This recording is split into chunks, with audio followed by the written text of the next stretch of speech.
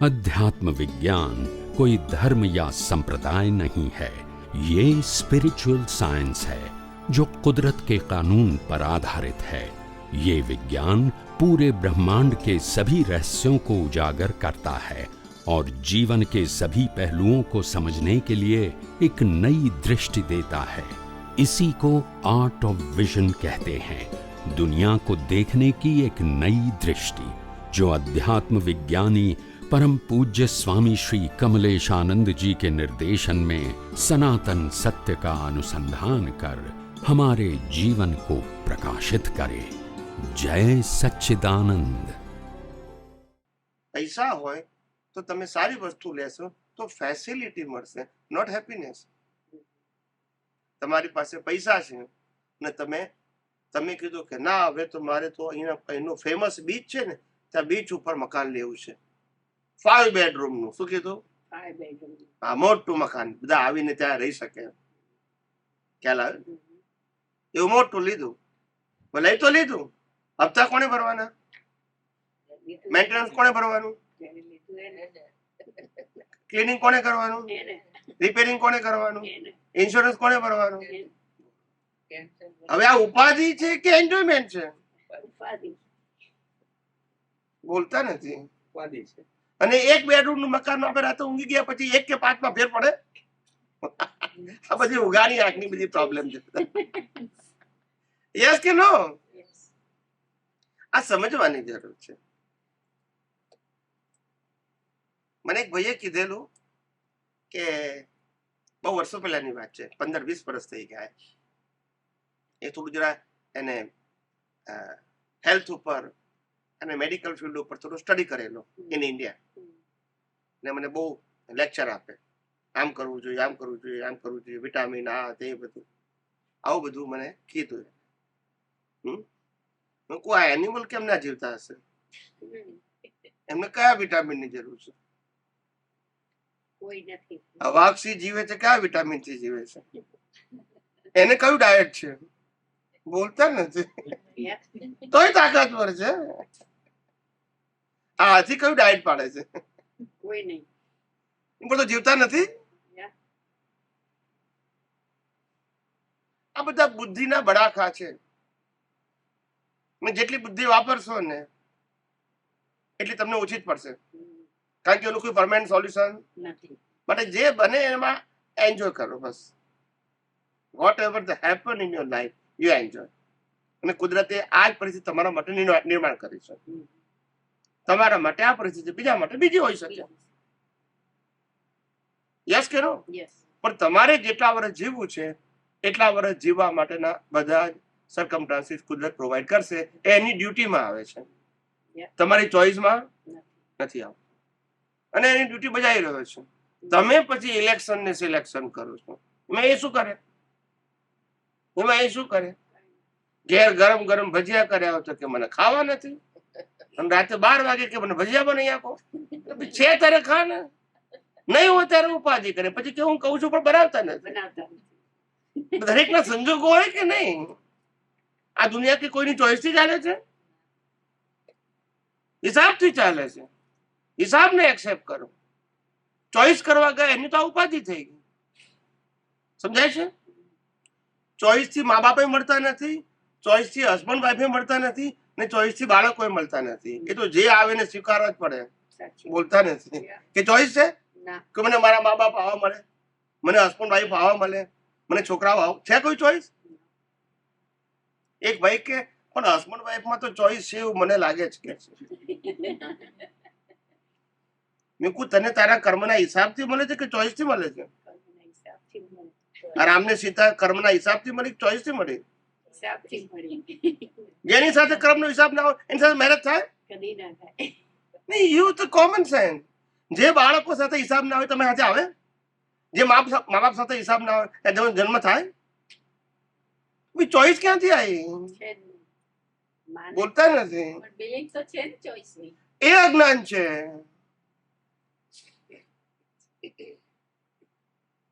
દસ વર્ષ ફ્રેન્ડશિપ કરીને લગ્ન કરીને 6 મહિનામાં છૂટાછેડા થાય છે. ચોઈસ ક્યાં છે? શું કરો તમે? શું કરો? આ કર્મના ખેલ છે અને કુદરત કરાવે છે એમ કરશો. બોલો.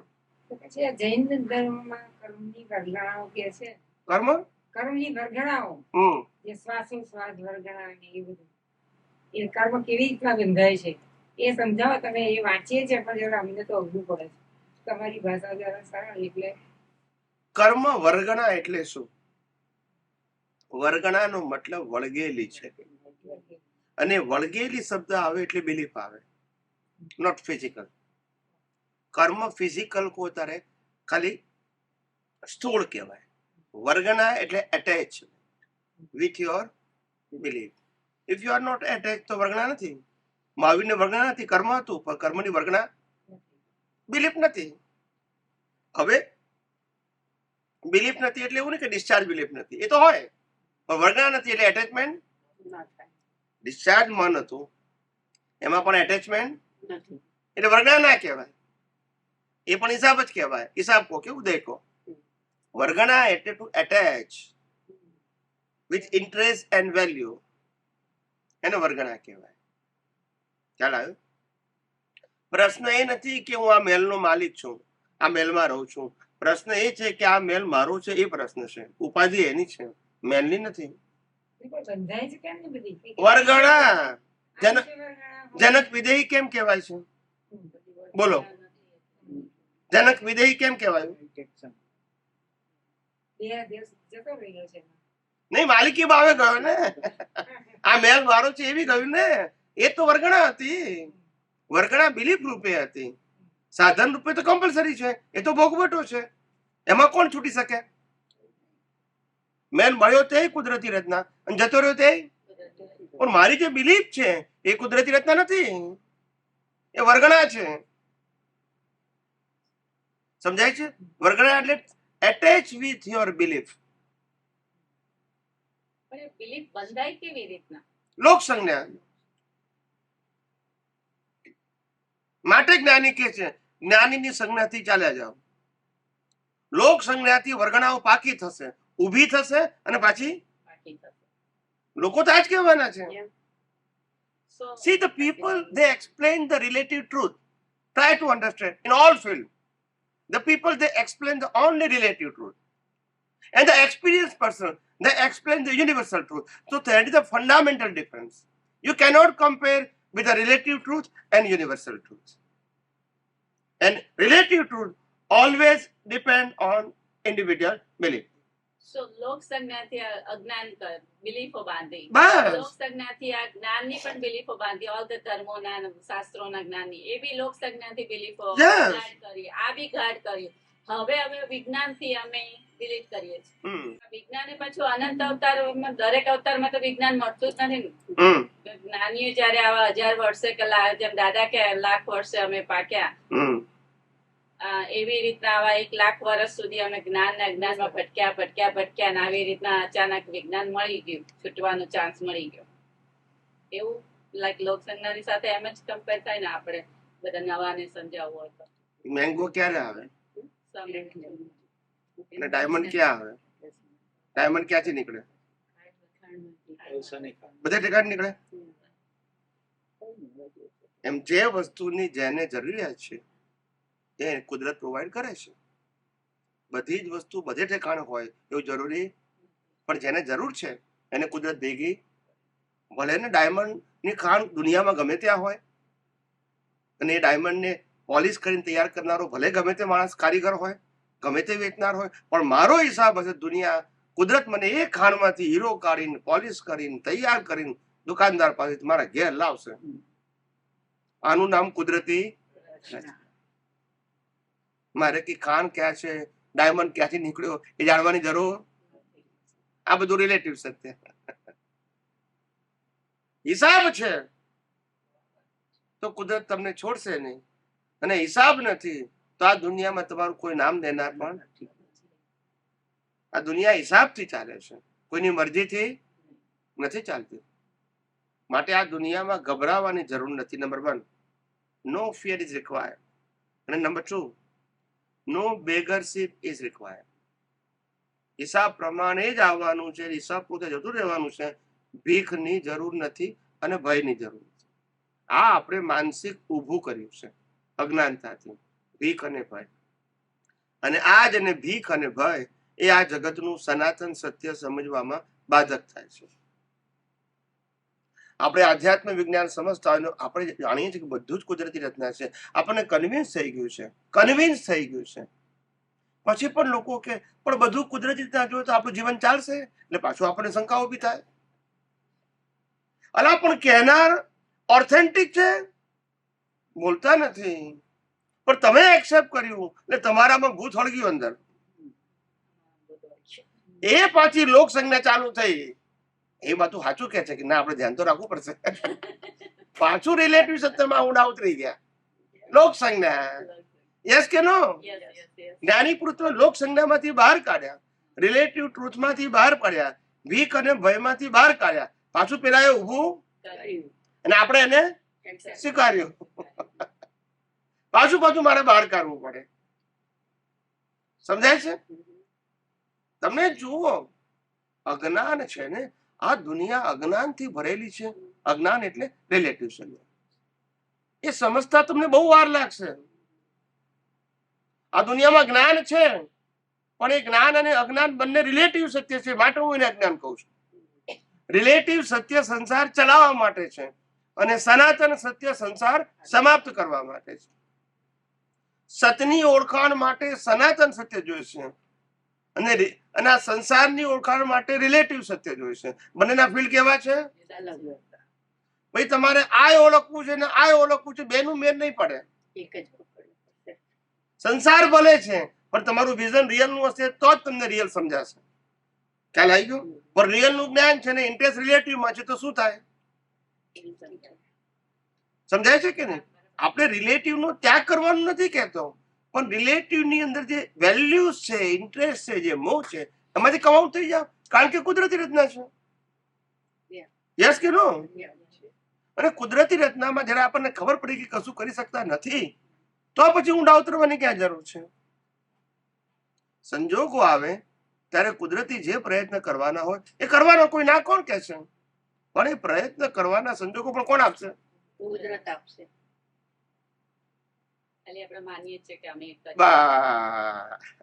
કુદરત આપણા કર્મના ફળ પ્રમાણે જ સંજોગો અને આપણે એમ કહીએ હું મારી બુદ્ધિ પ્રમાણેના સંજોગો ઉભા કરું છું.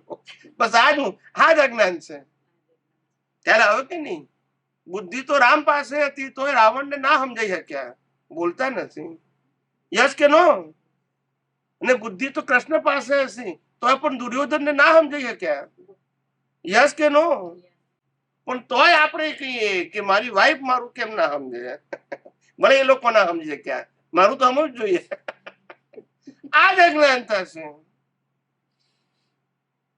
સમજવું ને સમજાવવું વ્યવહારમાં એ બધા કર્મના ખેલ છે. આપણી કે સામેવાળાની ચોઈસ. તમારું ગમે એટલું લાખ સાચું હોય પણ ના એક્સેપ્ટ કરે, અને પેલાનું ખોટું હોય તો એક્સેપ્ટ કરે, કારણ કે એના હિસાબ એવા છે. શું કરો? સમજાયું કે નહીં? મહાભારતની અંદર ભીષ્મ પિતામહ બાણ સૈયા ઉપર સૂતા છે. શેની ઉપર સૂતા છે? અને તે વખતે કૃષ્ણ ભગવાન એને મળવા આવે છે, કારણ કે છેલ્લો સમય છે. જ્ઞાની તો હતા જ અને રિસ્પેક્ટેડ પણ હતા. ફેમિલીની અંદર ઇઝ અ બિગ મેન, એટલે મળવા જાય છે. આ બાજુ બાણ સૈયા ઉપર સૂતા છે અને મળવા જાય છે કૃષ્ણ ભગવાન. અને ત્યારે કૃષ્ણ ભગવાનને પ્રશ્ન પૂછે છે ભીષ્મ પિતામહ કે મેં જીવનમાં કોઈ પાપ કર્યું નથી, કોઈ ખોટું કર્યું નથી, કોઈના માટે કશું ખોટું વિચાર્યું નથી, તો પછી આ સ્થિતિ કેમ આવી? આ સ્થિતિ કેમ આવી મારી? ખ્યાલ આવ્યો? તારે કૃષ્ણ ભગવાન કહે છે બે વાત. અન્ન એવો ઓળકાર, તે ખોટા વ્યક્તિઓ પાસેથી રહીને ખાધું છે. તું ખોટો નથી, એનું અન્ન તો ખોટું છે ને, they provide you. નંબર 1. અને નંબર 2, તે ખોટી વાતનું રક્ષણ કર્યું મૌન રહીને. એટલે it's a signature of yes. ખ્યાલ આવ્યો? કોર્ટની અંદર મૌન રહેવું એને સંમતિ કહેવાય છે. યસ કે નો? તમને કીધું કે તમે ચોરી કરી છે અને તમે મૌન રહો, મીન્સ તમે કરી છે. યસ કે નો? એમ કે. એમ જ્યારે અહીંયા આગળ આ લોકો જુગાર રમતા હતા, ચીરહરણ થતા હતા, ત્યારે તમે શું રહ્યા? મૌન રહ્યા નહીં. મૌનનો મતલબ શું થયો? Yes, સંમતિ આપી. So that you are ગુનેગાર. responsible as a leader of the family. Yes કે નો? Yes. આ બધા એના ફળ છે. સમજાય છે મારી વાત? કેટલી કેટલી રિસ્પોન્સિબિલિટી છે સાહેબ, જ્યારે સમજો તારે. એમ આધ્યાત્મની અંદર પણ ધાર્મિક સત્ય, સામાજિક સત્ય અને આધ્યાત્મિક સત્ય ના કહેવાય તો સનાતન સત્ય કહેવાય. આ ત્રણેય વસ્તુ કેવી છે? ત્રણેયને ભેગી કરવી. નથી. ભલે ત્રણેય વસ્તુ આપણા જીવનનો ભાગ હોઈ શકે, સામાજિક જીવન પણ હોય, ધાર્મિક પણ હોય અને આધ્યાત્મ પણ હોય, પણ ત્રણેયને ભેગા કરવા નહીં. નહીં. સામાજિક અને ધાર્મિક લાઈફ એ પ્રકૃતિનો વિષય છે અને માટે આપણા માટે એઝ અ સ્પિરિચ્યુઅલ પર્સન આપણા માટે કુદરતી રચના છે. એમાં ચોઈસ કરવી, નથી. આ બરાબર છે ને આ બરાબર નથી, એમાં પડવું નહીં. જેને ધાર્મિક વ્યક્તિ છે એના માટે બરાબર છે. તમે હવે સ્પિરિચ્યુઅલ થઈ ગયા, આધ્યાત્મિક થઈ ગયા, તમારા માટે તો આ કુદરતી રચના જોવું એ ઇમ્પોર્ટન્ટ છે, કારણ કે તમારે રિલેટિવ સત્યની બિલીફને ઇરેઝ કરવાની છે અને ધર્મ રિલેટિવ સત્યની બિલીફ ઉપર ટકેલો છે. તો બેનો મેર કેવી રીતે પડશે? એક બાજુ આધ્યાત્મ માર્ગે જવું છે, જો રિલેટિવ સત્યને એક્સેપ્ટ કરું છું, બે વસ્તુ કેવી રીતે બનશે? માટે રિલેટિવ સત્યમાં જે બને સાચું કે ખરાબ, પણ કુદરતી, પાપ કે પુણ્ય, કુદરતી. મન વચન કાયાની ભૂલ હોય કે ભૂલ ના હોય, પણ કુદરતી. કેમ? કારણ કે તમે મન વચન કાયા નથી, તમે ચલાવનાર નથી, તો પછી ભૂલ શબ્દ કેમ વાપરો છો? If you have a spiritual vision, if you R social and religious, તો પછી બરાબર છે. પણ if you R go beyond the social and spiritual, social and religious, તો પછી પ્રકૃતિએ તમારો સબ્જેક્ટ કેમ બનાવો છો? લાખો લોકોની હિંસા કરનાર રામે સબ્જેક્ટ બનાવ્યો પ્રકૃતિનો? ના. કૃષ્ણએ બનાવ્યો? કેમ ના બનાવ્યો? Because they go beyond. પણ આપણે બિયોન્ડ જવું છે ને સબ્જેક્ટ બનાવો, બે વસ્તુ કેવી રીતે બને?